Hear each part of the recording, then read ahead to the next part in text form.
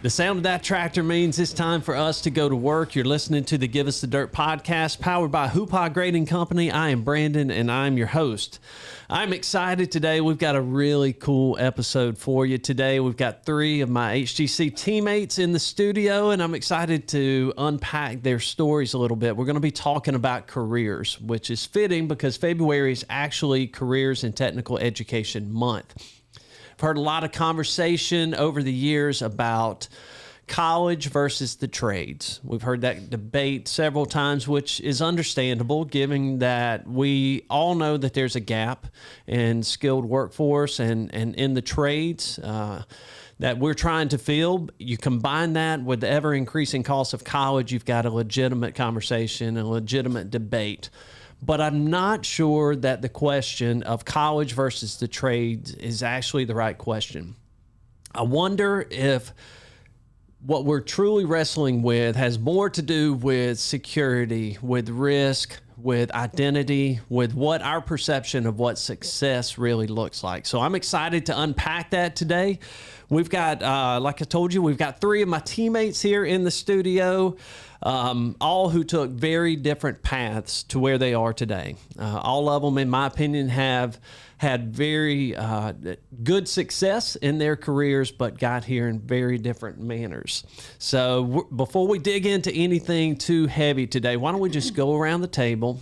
I'm going to ask you to introduce yourselves. Give us your name, tell us your role, and tell us what your first job ever was. Oh, wow. Okay. Well, I'm Andrea Reiblin, and I am the Training and Curriculum Specialist here at Hoopah Grading Company. My first job ever, I was 15 years old, and my mom had to sign because I wanted to wrap presents at Belk department store during Christmas. I love it. First job ever. I love it. Yeah. That's a skill I wish I had. Yeah. I cannot wrap a Just present. bring them to me. I can wrap a present. Is there anything from that job that you still carry with you today? That is the job that I learned how to talk to people. Okay. Yeah, interacting with people. And people are pretty picky about their presents. I love it. Yeah. I love it. Stuart, what about you? Stuart Hughes. I'm on the project management team, and my first job was a lifeguard. Where were you at?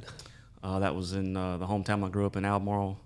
There was a city pool up there called Chuck Moorhead, and yeah, that was my first job. Did you ever save a life? No, not there. I did actually. When I was in college, I worked at the beach as a lifeguard and had to go in the water a few times. So, anything from your lifeguarding days that you still carry with you? Anything you learned from that experience? Memories. Yeah, okay. Yeah, we can't dig that out. Yeah, we better keep that. All right, I got it. Luis. Hey, thank you for having me here. Luis Fernandez. I'm a senior utility department with Hoopah Grading. My first job was a factory. I was packing clothes, so it was boring, nothing to learn. So, but I was comfortable there. So, How old?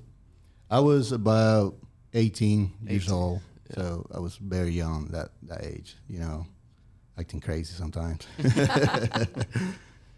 Well, thank you guys so much for being here. As you can hear, we've got three very different starting points.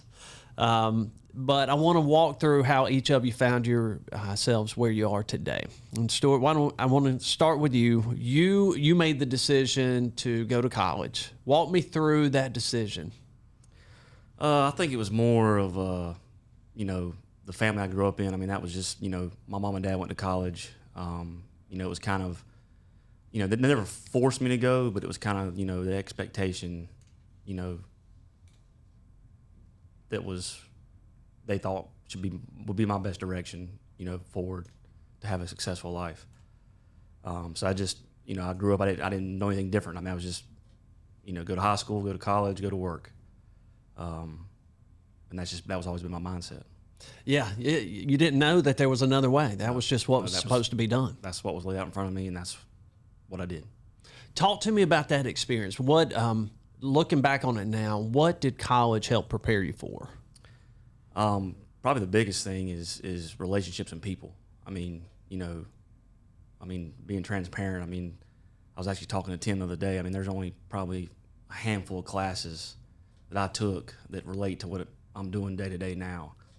But the people I met and the relationships I've built over that time period, you know, and two, I mean, managing time, you know, I mean, you go from your mom and dad's house, you know, where your mama's on your ass all the time and, you know, and keeping you in line to, you know, you're on your own and nobody's, you know, telling you got to do anything. You know, it's up to you to, you know, to fulfill your obligations as a student. And but I mean, there's so many people that I met in college that, I mean, customers, people we do business with, you know, work at in the cities we work in, you know, legislate. I mean, just across the board, there's so many relationships that I developed in college that helped me today. I really appreciate the transparency there, because you didn't just come out and say, oh my gosh, college was great, I learned so much. I mean, the fact that you admit that there were only a handful of classes that really meant anything to you during that, I appreciate that. But you also bring up a good point too, that experience, like, that's valuable. The relationships that you built during that time, you still carry with you today. To this day. And I probably will the rest of my life. All right, so flip the coin. Looking back on it, what did college not prepare you for?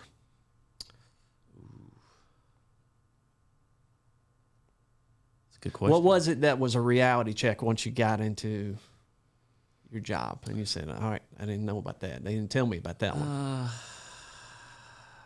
You know, in college, you know, you've got a handful of classes, you know, you got a lot more free time, you know, in college to, you know, for extracurricular, you know, whatever the case you do with your time. Whereas, you know, once you get out in the real world, I mean, it's, you know, people don't realize how much time you spend with your work family and what that consumes. I would say that was probably the biggest adjustment coming out of college. Yeah, you mentioned time management was a skill you learn when you're out on your own and trying to be an adult at college. But time management on campus is a little bit different than time management when you get into your job. That is a fact. Yeah. Yep. Yeah, that's great. That's why your mama was on you at the house. One of many. No doubt. Luis, tell us about you. You started in the field, right? Yes, like I mentioned before, you know, I was young and I was like about a year that I just came here to the United States. I was learning the language. Pretty much I was in school learning the language. So it was, you know, a time where I can say all the time that I wanted. But one day it turned so boring.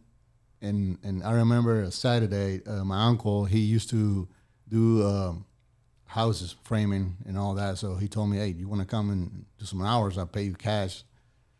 All right. So I went with him and I started seeing all this construction site and seeing how the people was doing outside and outdoors.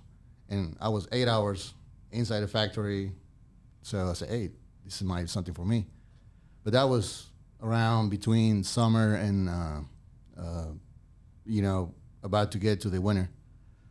So this is something for me. So I started looking around and then I met this guy and then he said, hey, we got a position in a utility company. And I said, what is utility? So he started. You had no idea? No idea. I don't know what they were doing, nothing. So I said, all right, I'll try it. So he took me on Monday.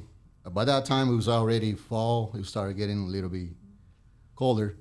So I started one day out there and I started to see how they, you know, prepare the machines and everything. And I started seeing this big, huge machine digging trenches and all that. And I got scared a little bit. Man, this is kind of scary. So, but as a, you know, that week, I started looking how they install the pipe, how the trenches and everything. So I started like it. So I started ask some questions. Hey, how I can learn this? How I can get in the trench? And back then, it was kind of, nobody wants to teach you anything. Nobody, because it was like, well, this is my position. If I teach you, I'm gonna lose my job. That was, you know. Interesting. So that was challenging. And at the same time, I want to grow up and learn something. So I was fighting against that and at the same time learning my job. So after a few months, I got the chance to be a pipe layer, and I stayed for a little bit longer in there, and I hate it. Did you? Getting dust and the dirt and all that. But it was good when I got something done and it was perfect and everything. And I always feel this, hey, that's my graduation because I did it myself. I learned and I did it. So that's how I started liking, you know. And then about 20 years ago, I'm here, you know. I love your story. And, you know, I sit here and I think about the different paths we talked about. That's what this whole episode's about. And Stuart, he comes out of college. He's got this piece of paper, and it says, that piece of paper says, hey, I'm willing to put in the work. I'm willing I'm coachable. I'm teachable. I have some knowledge of what I'm doing, but I'm willing to do the work. You were literally in the trenches. Yes. And that's how you were showing people that you were willing and able to do it. And your job was to take on more responsibility. That was the only way that you could show people that you were wanting to go into a leadership position. Yes. And you know, like I said, back then, nobody was about safety or nothing. I mean, you were take care of yourself. Nobody look out for you, nothing. So you have to learn that too, those days. Now we got a lot of resources, a lot of tools that help you on those situations like that. Luis, hearing your story has made it click how involved you've been with us creating our utilities pipeline training program. And so I can definitely appreciate your intentionality and your passion for training others and paying it forward now, because that's what you do. Exactly. Yeah. Basically, my position now is what I do, teaching, mentoring. You're everything you needed. Exactly, because I already done all those things.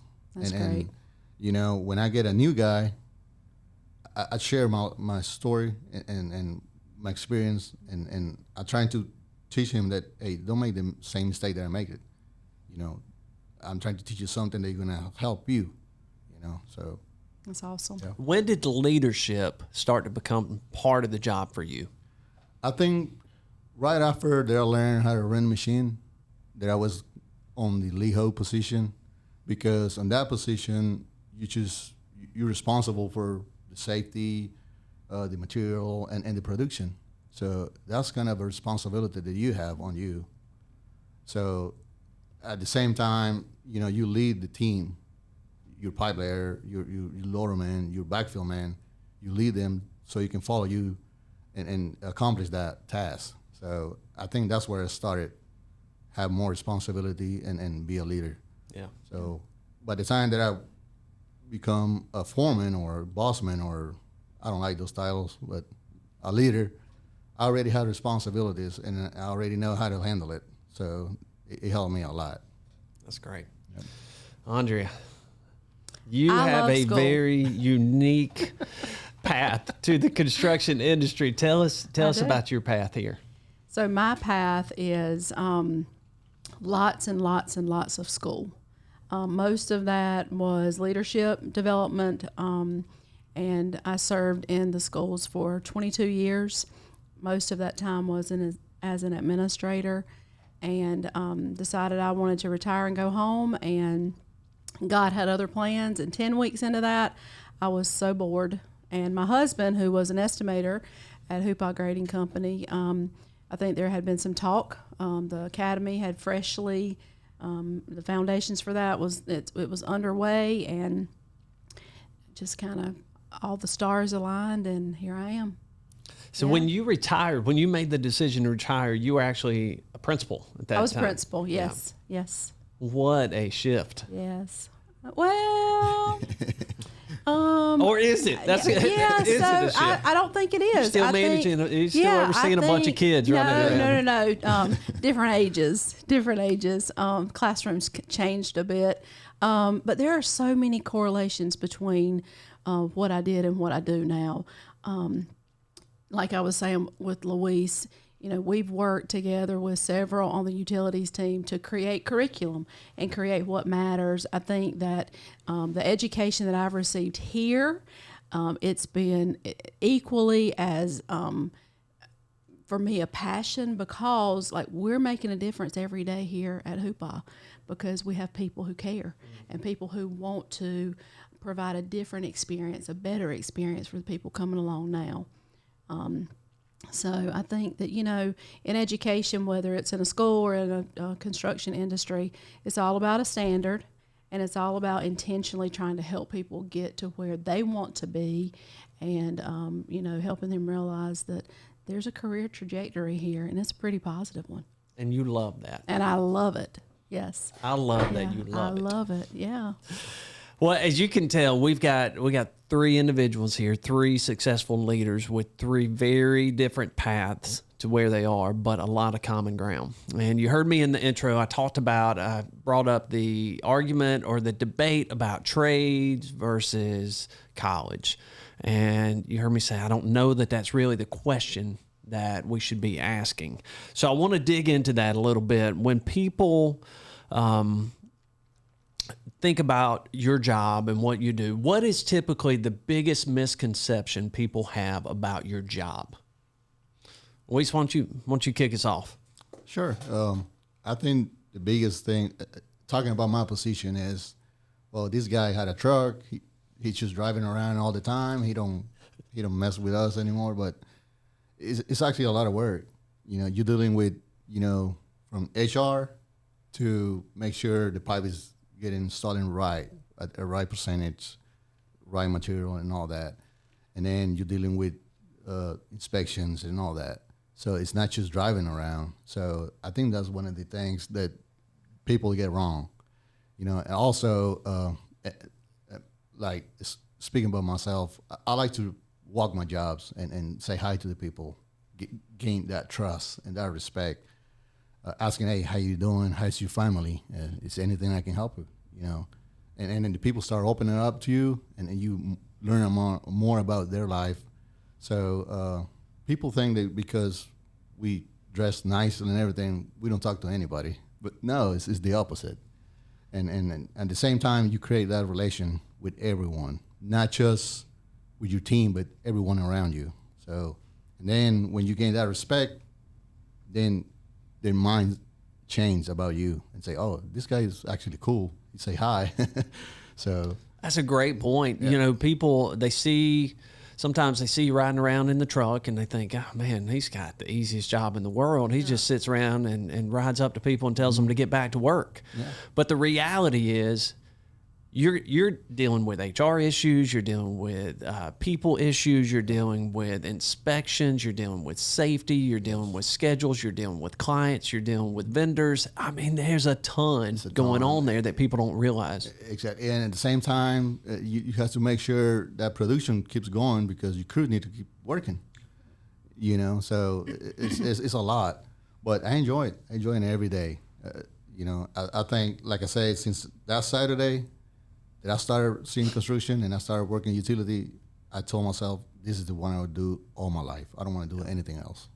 So, Stuart, what about you? So you graduate from school, and I assume you get friends that go off into many different areas, different jobs. You got some that are doctors, you got some that are lawyers, you got some that are, running big companies and doing all kinds of other things. What is the biggest misconception that people have about the job that you do? It's very similar to Lewis's. I mean, they think we just ride around and play golf and shoot skeet and don't work the same hours that the field guys work, and that we beat their own tune and our own drum, and it's the furthest thing from that. It's a lot of long days, a lot of long hours, a lot of hard work, and with all the different groups we deal with, clients, engineers, field teams, there's so many different personalities that are getting thrown at you that you have to adjust for, and that's something that takes time to learn. It's a whole lot more than, like I said, just riding around, and it's a lot of work. Do you feel like the role doesn't get the credit it deserves? Sometimes, yes, I do. It's, because there's a lot of things we do that's behind the scenes, right? It's not, the field guys may only see us, 2-3 times a week. But there's so much that, goes on here at the office, phone calls, like I said, schedules, budgets, emails, coordination, making sure, your clients are taken care of. It's a lot, and it doesn't take a lot. I've learned, I never say, hey, I'm getting caught up or everything's going good, because it never fails. As soon as you have that thought or think that, or say that, it'll turn just like that. Yeah. Yeah, I agree with you. I don't think it gets near the credit that it deserves. It's a massive job. It's a lot going on behind the scenes that people don't understand, and it's important. Andre, you get to deal with a lot. You've been in education. You've dealt with a lot of parents over the years. You're still doing career fairs. You're still going to high schools, middle schools, trade schools, and talking to students. When a parent says, I don't want my kid to go into construction, what do you think they're really afraid of? What's behind that? I think that, just the elephant in the room is that anybody can do construction. And I can do construction until I figure out what I want to do with my life. The truth is, the exposure that I've had to this side of the industry, I have met some of the most intelligent people I will ever meet. They've not been to college, but they can. You go by any site, and the work that goes into that, and the intelligences that have to be there, the teamwork, the people skills, all the things happen on one of our sites. And we really have to, as an industry, I think it's about exposure for parents to realize that this isn't just a gap career. This is a place that your child can grow, and not just your child. We've had some children that go home from these career fairs, and we have parents who come and realize, hey, HGC is where I need to be. But just making it known that this is a viable career, and this isn't just a job. In our industry, we're going to grow you. We're going to, capitalize on, your technical skills, your people skills, your leadership skills, and we're going to invest in you. And, you're going to do really, really well. If you look at, kids coming out of school, an 18-year-old coming out of school making $54,000 a year has the opportunity for benefits, opportunities to continue to grow here at our academy, for our leadership training. It's really just about exposing them and educating them to construction's a great option. Yeah. Yeah, it really is. And you touched on a few points that I think lie at the heart of this. It's not, nobody's really arguing the value of education. No. We talk about trade versus college. That's not really what education's important. We all appreciate the value of that. But I think at the heart of this, you're asking questions like you just said, is this a job anybody can do? Well, I can tell you right now, it's not. No. I mean, we weed people out of this academy every day that aren't cut out to do the work that we do. Right. I think people are asking about the income. They don't think that you can make a good living and that you can be successful and make good money doing this job. I think people don't understand that. And the great thing is, you come in at 18 years old, we're going to train you. You have no college debt. Yep. It's an immediate return on your investment. Yeah. And I think, maybe I'm wrong on this, I think there's still a perception issue. I think there's a status thing that people just say, all right, it's construction. There is. Am I right? No, you agree? Yeah, absolutely. Do you run into that? Do you see that sometimes? Yeah, that's a good point. I mean, I took my son one day to ride with me, and I show him, look, this is what I do. You see the machines and all that. That's how I make money, and it's a very important person, and this is the company who you work for.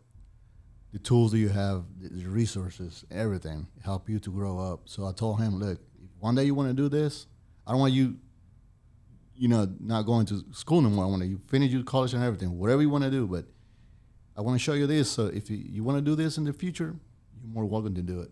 I think you need both education and the field experience and everything to feel the whole experience. So it's very important. That's a good point. I agree with that. Andre, you said something earlier about exposure, talking about parents that don't want their kid to get into this industry. And I do think we've come a long way with exposure. There's Absolutely. another question is we talk about awareness. And I'm not sure that awareness is actually our biggest issue. I wonder if it's more access. Because I think people know that we're out there. I think people know that construction is a thing. It exists. It's everywhere you look. You see construction.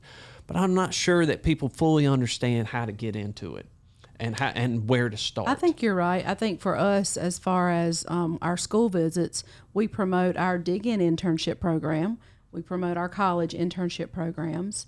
And that is the perfect, that's the sweet spot of, I'm not sure if this industry is for me or not, but those 8, 10, 12 weeks really provide them a authentic look of this is the real world of construction. And it is for some people and it is not for some people. And I think the sooner that you realize that, you can, get on your path, whatever that might be.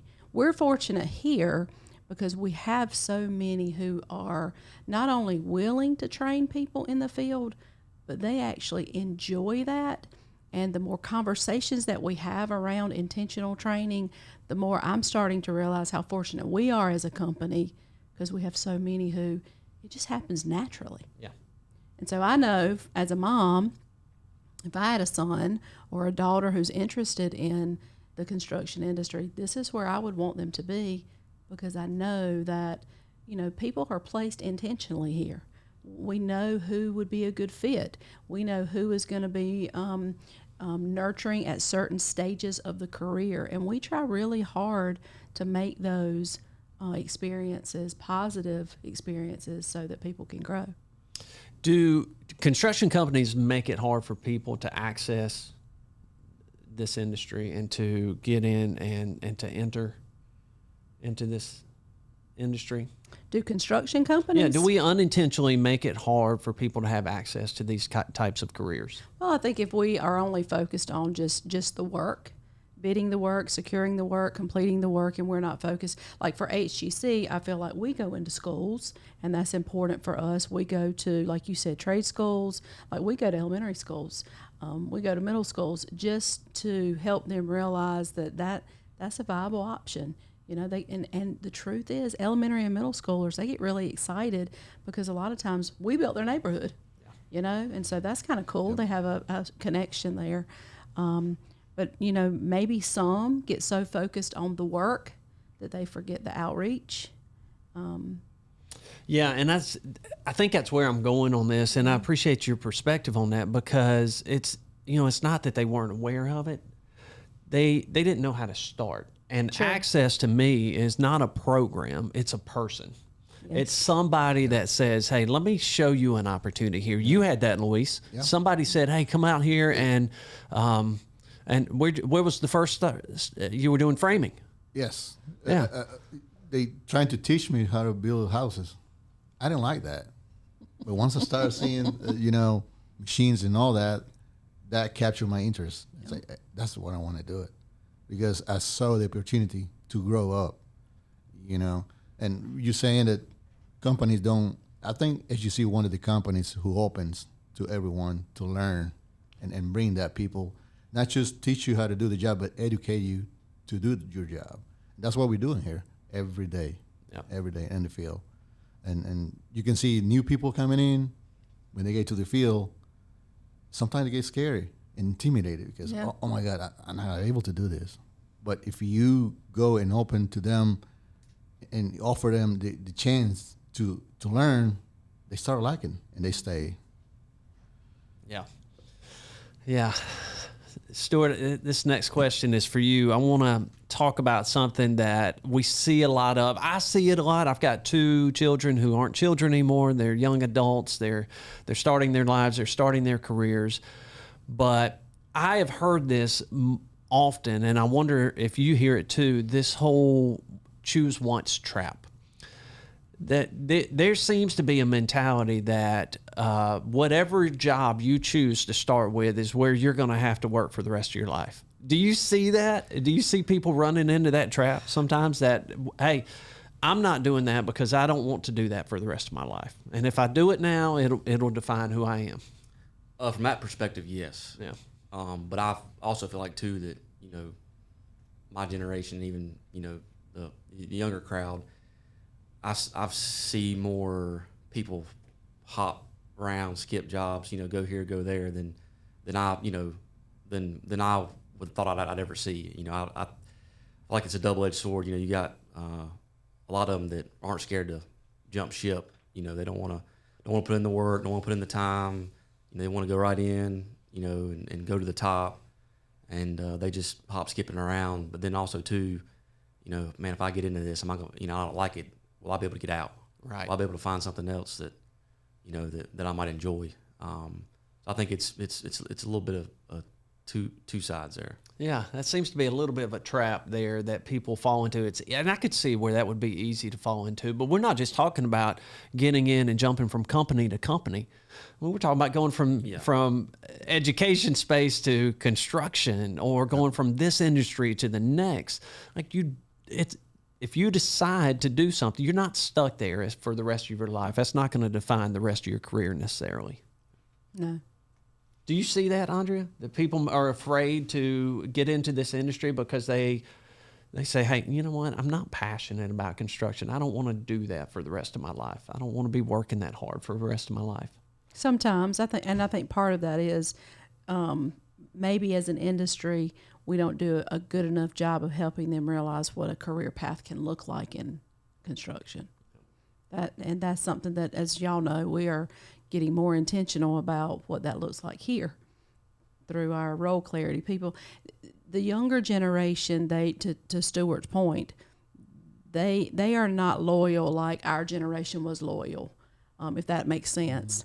What they're looking for is, you know, what we have recognized and adapted to, that they want clarity in their role. They want to know that they matter. They want to know that that there's a plan and that there's somebody willing to take the time to teach them. Well, and I appreciate that. I don't know that we have. I don't know that employers have earned loyalty out of the gate. That's something we have to earn. You know, we have to earn your loyalty, and we have to do our part to get that from you. But Sure. I think you're right. And in the beginning, you were just supposed to be loyal. That's right. Now the responsibility's back on the employer. I agree with that. All right, so none of us showed up on day one fully ready to do the job that we're doing. None of us were fully formed. You weren't ready to start framing. You weren't ready to be in that trench. No. Stuart, even with all the education that you had gotten at college, I doubt that you showed up fully ready to do the job. So absolutely not. I'm going to ask for some vulnerability again and tell us, what was one rookie mistake you made when you first got started? What did it cost you, and what do you do differently now because of it? Don't look at me first. Yeah, I'm. What's one thing that you, when you came out, you're like, man, that was a dumb mistake. That was a rookie move right there. I think sometimes thinking that you're never going to make a mistake, that's the biggest one you're going to make. Because, you know, if you don't make a mistake, you're never going to learn. And that's what I tell everybody in the field. Look, don't do it intentionally, but you're going to make a mistake. Take it as a learning opportunity. Was the fear that you would make a mistake, or was it more that, hey, I'm not going to make a mistake. I know what I'm doing. Well, yeah, it depends. I got people that they're scared to make a mistake. They say, I don't want to mess it up. I don't want to get fired. I say, you're not getting fired because you're making a mistake. You know, just learn from it and move on. You know, but it's people that think they know everything in this industry. I know everything. I got so many years experience and I never make a mistake. And when they make it, their whole life is just gone. And then they say, oh man, I'm not going to do this anymore. Which one were you, Luis? Were you scared or were you cocky? Scared. Scared. Yeah. You were scared to make a Yeah, mistake. I was scared. That's a good point. You've got both sides. You got people that say, I'm not going to screw up. I know what I'm doing. Exactly. Those people scare me. Yeah, exactly. And then I made some mistakes, and I learned from it. So I told myself, I'm not trying to make it again, but if it happened, it happened, Yeah. Stuart, did you make a mistake early on? At first, yes, I didn't ask enough questions. That's a good one. But I learned from that, and it almost got to the point where the first guy I worked for, he jokingly would say, he goes, "Hey, I'm gonna put a question limit on you per day. I can't get nothing done." So you went from one extreme to the next. To another. I can't get anything done because you're in there asking me. You're in my office asking me a bunch of questions. So, it's like you said. You're green. You don't know anything. You're not just gonna figure it out by looking at it. You got to talk to the people around you that have been doing it, to help you get started. What was driving your decision to not ask questions? Was it I'm not supposed to, or I don't need to? I think it was more of you didn't want to bother them. You didn't want to everybody's got their own duties, their own tasks, their own work, and you don't want to take away from their work. And two, I caught myself, I'd ask a question about this, and I'd go back and look at it, and 3 more to come up, and it just, I could never seem to, I finally learned, look through the whole scenario, the whole situation, and come with all your questions at once, not, get this one answered, all right, go back, or I found another one, get that one answered, go back. It's like, hey, step back, look at the whole thing, whole picture, and try to, think of everything you might need to know at once. You've got people now where you're at in your career that report to you, people that you lead. How do you lead differently because of that experience than you would have without it? So I think the biggest thing is lead by example. You try to, if you're doing what you're supposed to, how you're supposed to, and you have them involved, and with the hopes that, hey, they're watching you, they're paying attention to everything you do. How you handle situations, how you have certain conversations, how you prioritize certain tasks, because we've got, we're not just running one job. We've got multiple jobs at one time. So it's that's another perspective. A lot of people might not see is, well, I've just got one job over here to worry about, and we've got multiple. And so it's how many jobs would a typical project manager? 4 to 5, I would say. Some might be more active than others, but it's always, even the ones that aren't active, there's always, hey, client, I need to come fix this or come do that. And those little things are the ones that end up taking, a lot of time. But I think lead by example. That's, it's. Do you encourage questions now, Oh, knowing that somebody might have been the way you were when absolutely. you ask questions? I would much Don't rather assume. I would much rather you ask me a question than assume and be wrong. I've been there. I've done it. Yep. Don't make the same mistakes I did. I can help you. Avoid those lessons. Andrea, rookie mistake? So for me, I was actually kind of fortunate because I was hired for a position that we actually created and needed and created, and so I think that some things that I learned was that the construction industry doesn't run at the same pace as a school. What do you mean? Well, at a school, and being the principal, like, we made a decision immediately, and so I have learned to respect the process of, we need a little more discernment. Like in school, you have 180 days to decide what's best to get this child to grade level standards, and so here, sometimes we have to get around the table a couple of times to discern what's best. And so that's actually helped me grow in my leadership skills, because it's helped slow me down. I'm a very tenacious person. And so being able to respect our processes and slow down so that we can fully understand and roll out, if it's training, if it's media, whatever that looks like, that we're rolling out things in its best finished organic draft, if you will, because, we're always tweaking and always, making sure that we're meeting the needs of our clients and our teams. And so I think for me, it's the difference in processes. All right. I love how you answered that question without admitting a mistake. I make a mistake every day. So like how did you make a rookie mistake? How did that cause you to? Well, I think that because I was afforded the opportunity to help build the position, I think that, and I had such good leadership, I think that, I came in, I built relationships with people who I had been told were leaders in our industry, leaders in our company. I think that, it's not that I didn't make mistakes. It's just that my leadership aligned me with people that helped me be successful. And so, but like I said, I make mistakes every day. Mm-hmm. It's not that I haven't made mistakes. It's just that, in what I do in my job, it's been nice to bring that 20 plus years of leadership experience and to be quite honest, to sit at the feet of our experts and listen and learn from them. I feel like that's been a blessing for my professional and my personal life.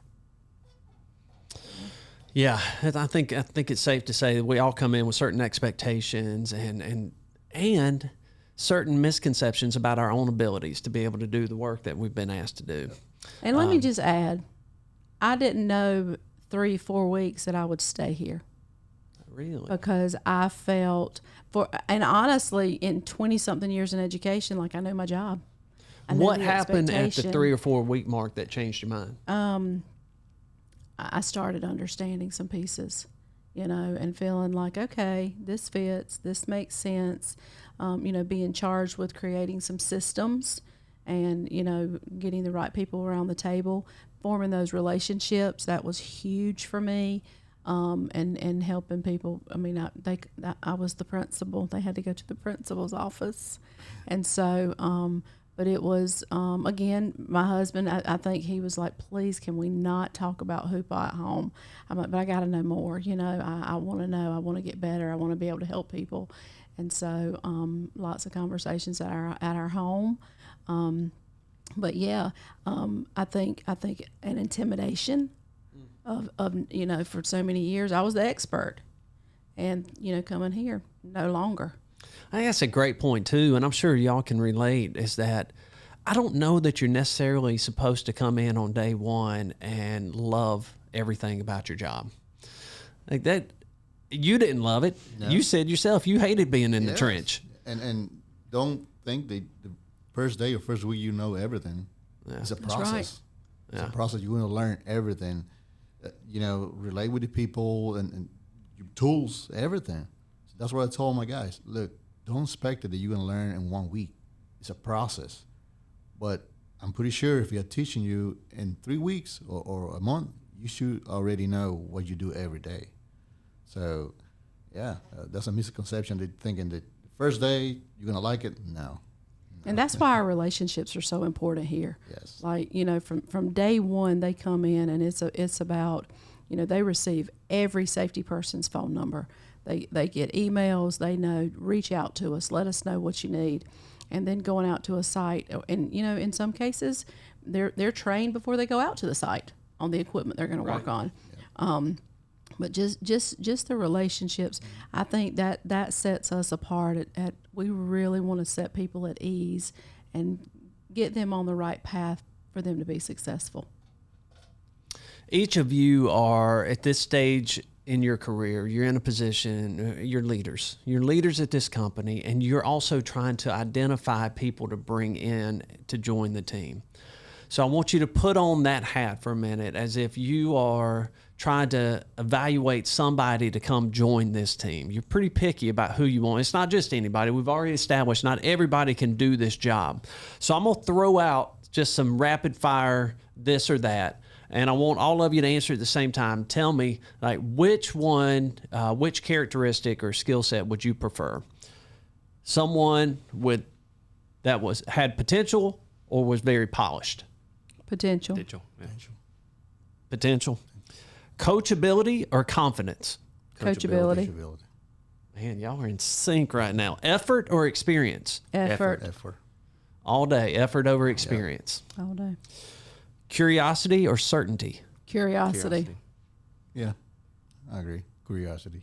All right, here's a tricky one. Speed or consistency? Consistency. Really? I said consistency. Consistent. Yeah. Yes. I want you to know that everyone, I mean, y'all didn't hesitate. You were all in sync. You all said the same things. And what's great about that is if someone's listening to this podcast right now and they're trying to think about what I need to be able to prepare me for my career, I want you to hear that you just heard from 3 leaders at Hoopa Grading that have had very successful careers that were telling you that it is less about your skills and more about your mindset. Those answers that we said, it says less about what you can do, more about what you're willing to do. And I love that all of you are saying, we didn't practice that. I didn't know if that was going to go well or not, but y'all were just, you were in sync. And, but I think the point there is that the mindset, that's what compounds. That's what leaders are looking for. Yep. More than the degree, more than the experience, more than... we can teach you the technical side of the job. We can't teach you, like, you come as the person you are, like good people want to do, have a drive, willingness, those pieces. Those are difficult to teach, but, you have those pieces intact. We can teach you the technical side. We want to teach you the technical side. Andre, how do you spot potential early? I think it starts in a very first conversation. Is someone focused more on the I? Are they a team player? There's a way to ask certain questions, and just, I don't know, I guess just age. You can tell. I have a discernment also, so that helps. But, their willingness to, just how they treat other people, that plain and simple, how they treat other people. Luis, what about you? You work with a lot of men and women out in the field. How do you stretch somebody to find out what they're capable of without breaking them? First day, the first day that he show up to my job, and I can talk to him, and then I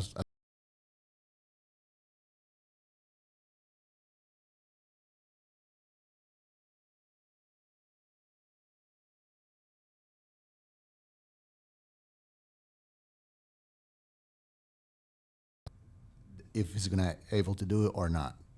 So I can have a pipe layer first day, and I can tell, hey, show me how you set the laser, because you're a pipe layer, you should know how to set it. So if he don't hesitate, and he's, know what he's doing, he grab the laser, set it, alignment, and ready to go, I can say, hey, that's a good pipe layer right there. Operator, when they show up, oh, I have 5 years of operation. All right, show me how to start a machine. Mm-hmm. If they don't check the fluids or anything, he's not an operator. So that's telling me, oh, this guy is not an operator. So the first reaction, it tells me if that guy has what I'm looking for. That's how you identify potential and character. Yeah, I think that's so interesting, and I hope somebody's listening to that right now. I remember, so Stuart, I took your path, all right? College, it was just the next step. I was supposed to do it. I went to business school. I took a bunch of business classes that meant absolutely nothing to me because I had not been in business. And so I didn't really understand it, but it set me up to be able to get a job at that time, and that was important. At that day, I think it was more important then than it is now. That degree gave you a little bit of a head start. Companies wanted to make sure you had that to get in the door. But I came in, I worked for Martin Marietta, and I went straight into no experience, nothing. They put me into their management training program, right? Just because I had a degree. They thought, all right, well, you're going to be a manager. You're going to be a leader. I didn't deserve that. I had done nothing to earn that. I just had the paper. But that process, they put me at the quarry. And I always appreciate that they started me out in the field. They didn't put me in an office. They didn't put me in a truck. They put me out in the field, hard hat, boots, rock dust, all of it. And I never will forget the plant manager there. We ended up being good friends. Dexter, if you're listening to this, man, I love you, brother. I appreciate what you did for me, but he was tough. And he knew that he had a management trainee on his hands. And I have no doubt that he was determined to break me during that time. Like, he wanted to see, number one, he wanted me to know that if I ever got to a leadership position, what I was asking the men and women out in the field to do. He wanted me to understand. But number two, like, he wanted to see if I had what it took. Yeah. And I knew he was doing it, and I was determined. I said, I will come in first, and I will leave last. I'm not going to let this dude break me. But there's something to that, and that's what you're looking for. You're looking for that drive. You're looking for that something inside them. You don't care what they tell you they can do. Exactly. You don't care what they have done. To add that, I have some guys there. I can send a text, hey, we have an emergency leak. Can you stay until we fix it? And the first thing they're gonna say, it's gonna be late. And I got guys to tell me, don't worry, I got it. I'm going. Don't worry about it. So that's telling you that those guys are there. They are capable to do it, and you can break it in anywhere you want it. Yeah. You trust that they're going to do it. Yeah. So, yeah. All right, let's we'll start wrapping this thing up. I want you to think about there's a generation out there that's starting like you started, right? They're all taking different paths, but they're looking for what their career is going to be. And you have a chance now to give them some advice. So, Stuart, I'm gonna start with you. Tell them one thing that one belief that you had early on that turned out to be wrong.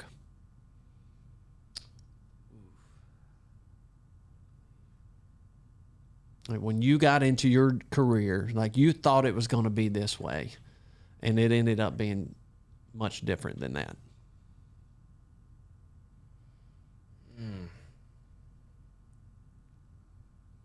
Let me ask you this. Did you think it was going to be easier? To be honest, I didn't know what to expect. You know, I was fortunate enough that since I was a kid, I've had a bulldozer in my hand. So I've known what I wanted to do my whole life. There's never been any question about what career path I wanted.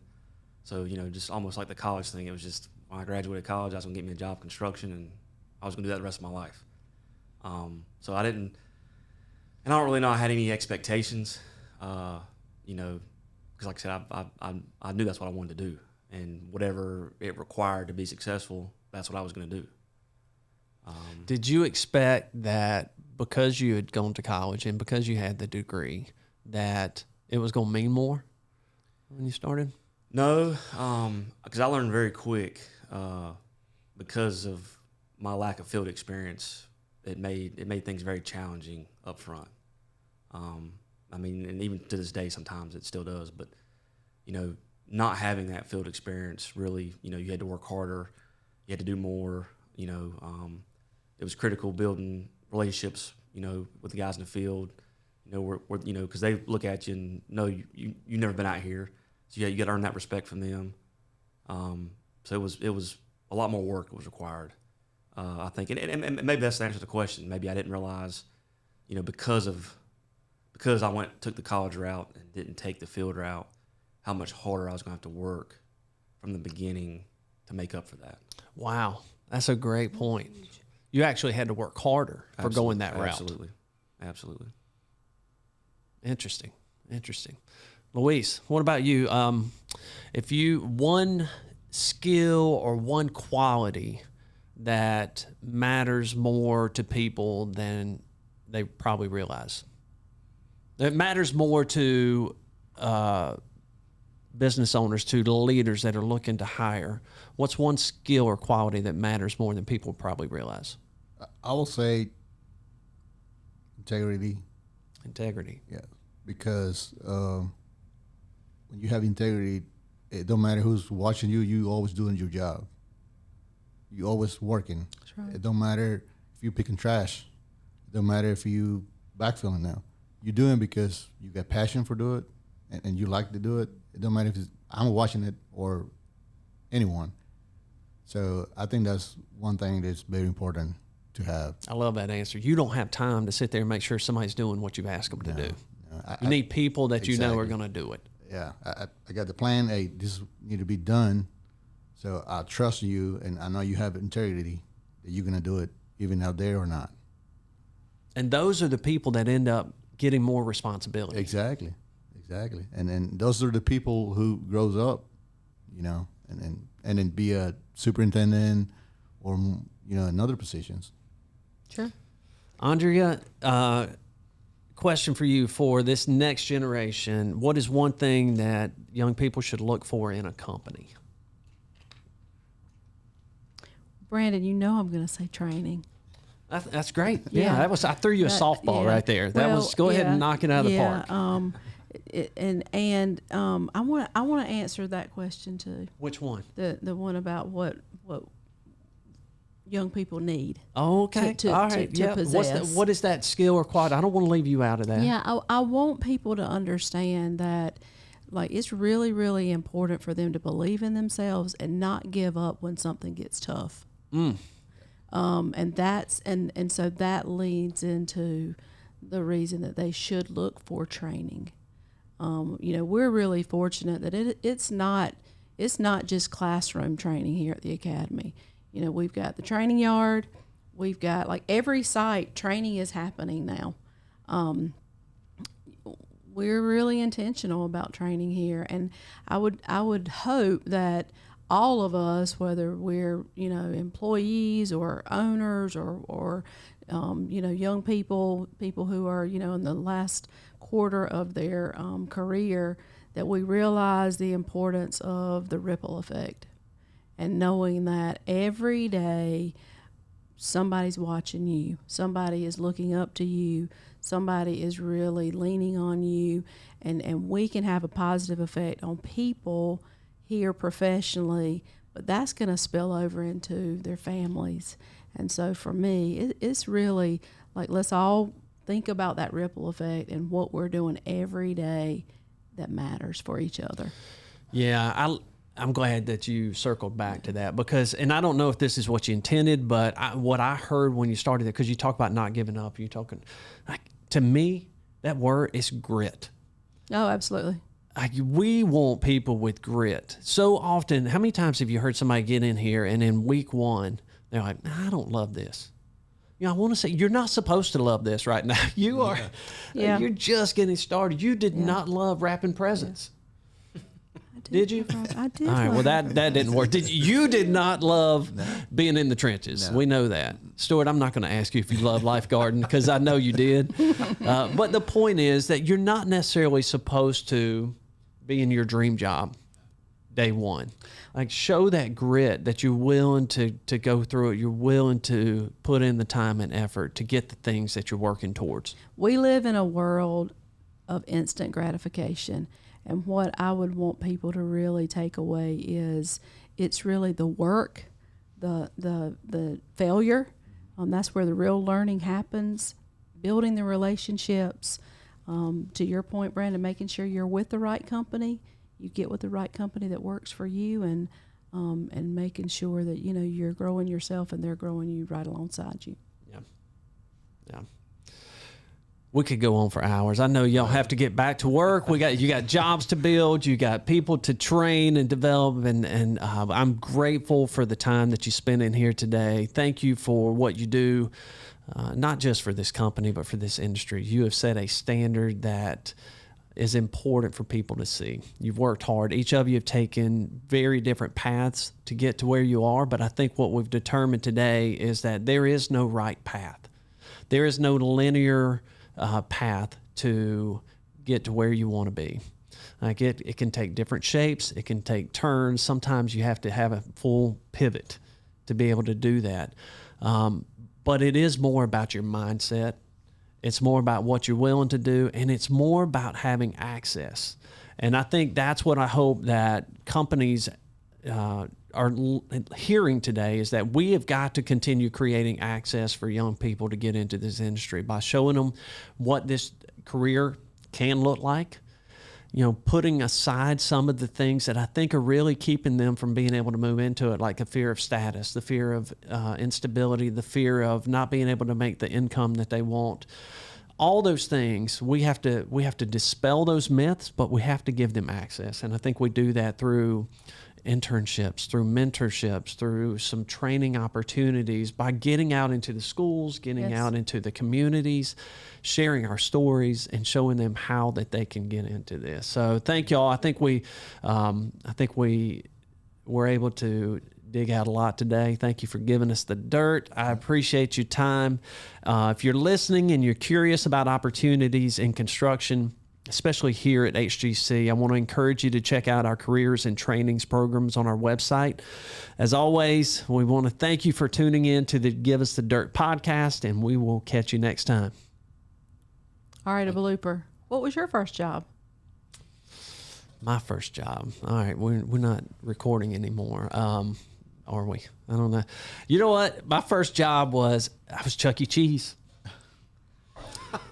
I love it. I was Chuck E. Cheese. Yeah, it was kind of cool. You were the Chuck E. Cheese. I was literally Chuck E. Cheese. That has to make it into this episode. I was Chuck E. Cheese. It was kind of cool. We had a group of friends that we were all working over there. Did you get free pizza? You got to eat pizza. There you go. They served beer. I'm not saying we drank beer. I'm just saying they served it. Okay. But yeah, I was Chuck E. Cheese. I love it. Man, there's a book I could write about lessons you learn in the Chuck E. Cheese costume. Wow. There's a lot of life applications that could come from that. Yes. But yeah, that was my first job. How was handling all those kids around you? I didn't handle it well. I didn't handle it well. No, I didn't handle it well. There were certain things I should not. There's no way I'm telling you a story with that light on right now. When that record button goes off, I'll tell you the rest of the story. Until next time, keep leading with purpose and passion. If you like listening to the Give Us the Dirt podcast, we want you to hit the like button and subscribe for more great content.